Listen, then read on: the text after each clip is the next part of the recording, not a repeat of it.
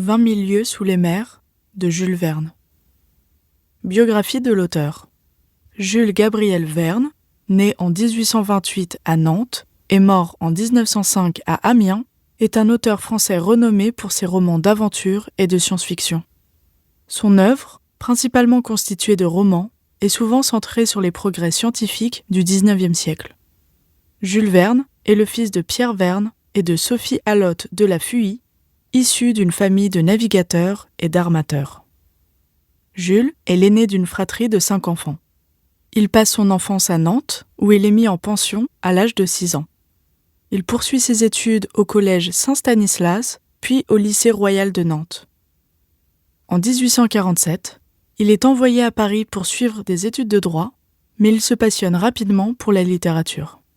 Verne commence par écrire des pièces de théâtre, mais ne rencontre le succès qu'en 1863 avec la publication de son premier roman, 5 semaines en ballon, chez l'éditeur Pierre-Jules Hetzel. Ce roman connaît un immense succès, y compris à l'étranger, et marque le début de sa collaboration avec Hetzel, qui durera 40 ans. À partir des Aventures du capitaine Hatteras, ces romans s'inscrivent dans la série des Voyages extraordinaires, qui comprend 62 romans et 18 nouvelles. Ces œuvres, souvent publiées en feuilleton, sont très documentées et se déroulent généralement au cours de la seconde moitié du XIXe siècle. Elles prennent en compte les technologies de l'époque, comme dans Les enfants du capitaine Grant et Le tour du monde en 80 jours, mais aussi des technologies plus fantaisistes, comme dans De la Terre à la Lune et 20 000 lieues sous les mers. En 1857, Verne épouse Honorine de Viane-Morel, une veuve avec 2 filles. Ils auront un fils, Michel, en 1861. En 1871, la famille s'installe à Amiens, où Verne vivra jusqu'à sa mort. En 1888, il est élu au conseil municipal d'Amiens, où il occupe principalement des commissions concernant l'instruction, le musée, le théâtre, la culture en général et l'urbanisme. Vers la fin de sa vie, Verne souffre de diabète, ce qui affecte sa vision et sa santé générale. Il continue néanmoins à écrire, mais bien plus lentement. Il meurt le 24 mars 1905 à Amiens. Ses obsèques attirent une foule de plus de 5000 personnes, mais aucun délégué du gouvernement français n'est présent. Il est inhumé au cimetière de la Madeleine à Amiens. L'œuvre de Jules Verne a connu de multiples adaptations cinématographiques, télévisuelles, en bande dessinée, au théâtre, à l'opéra, en musique et même en jeux vidéo. Selon l'Index Translationum, il est le 2e auteur le plus traduit au monde après Agatha Christie. Jules Verne reste une figure emblématique de la littérature mondiale, ayant marqué des générations de lecteurs avec ses récits d'aventure et ses visions futuristes. Son influence perdure à travers les nombreuses adaptations de ses œuvres et les hommages qui lui sont rendus à travers le monde. Résumé de l'œuvre.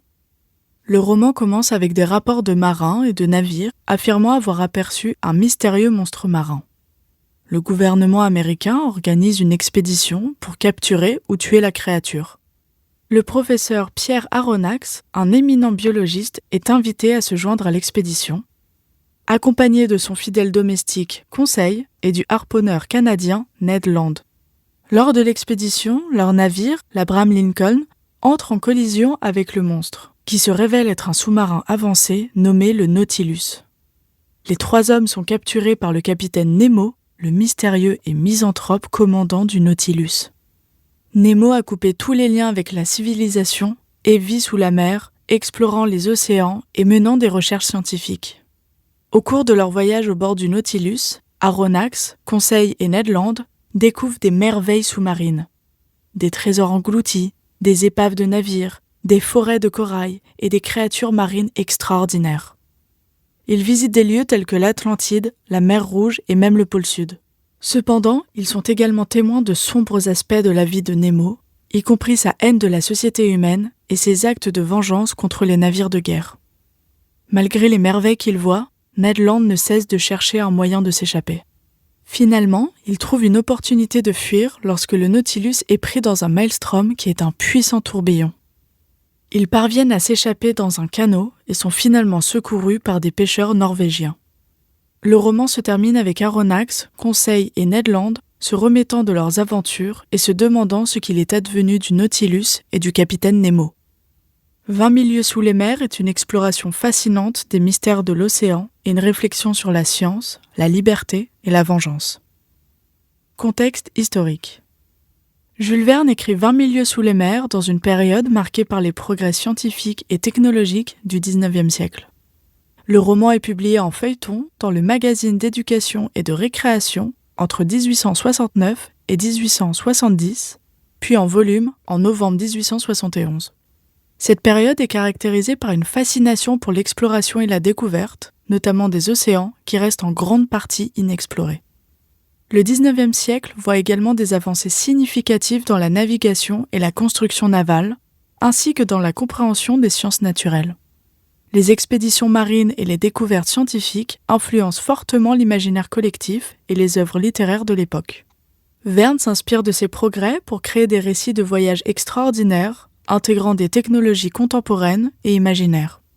Le contexte politique est également notable avec la fin de la guerre civile américaine en 1865 et les tensions en Europe qui mèneront à la guerre franco-prussienne de 1870 à 1871. Ces événements influencent indirectement les thèmes de l'exploration et de l'aventure dans les œuvres de Verne, qui souvent reflètent une quête de connaissance et de maîtrise des éléments naturels. Contexte personnel. Jules Verne a écrit 20 000 lieues sous les mers dans un contexte personnel et professionnel assez stable et productif. À cette époque, il était déjà un écrivain reconnu grâce au succès de ses précédents romans, notamment 5 semaines en ballon et Voyage au centre de la Terre. Durant cette période, Verne vit à Paris et est en pleine collaboration avec son éditeur, Pierre-Jules Hetzel, avec qui il a signé plusieurs contrats pour la publication de ses œuvres. Hetzel joue un rôle crucial en l'encourageant à approfondir ses recherches scientifiques et à structurer ses récits de manière à captiver un large public. Sur le plan personnel, Verne est marié à Honorine de Vienne-Morel depuis 1857 et le couple a un fils, Michel, né en 1861. La famille Verne mène une vie relativement confortable grâce aux revenus générés par le succès littéraire de Jules.